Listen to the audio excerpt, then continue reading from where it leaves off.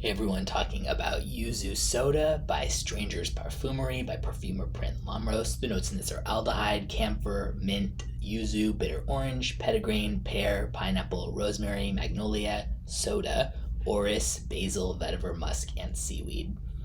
So this is more like drinking a yuzu soda while doing laundry, to me at least.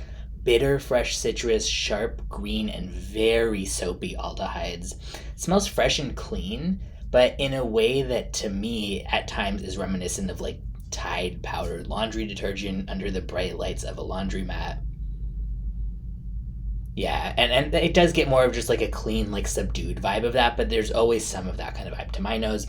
I don't like actively dislike it or anything, like it's not like it's gross, but I also don't particularly enjoy it. Obviously, if anyone's watched many of my reviews, Prin Lomros is my favorite perfumer, and I'm a big fan of most of his work, but this one just doesn't grab me.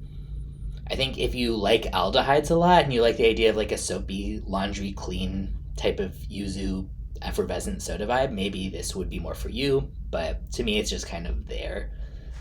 Moderate to good longevity and protection. I would say it's very unisex, and I will link in the description where you can get a bottle or sample.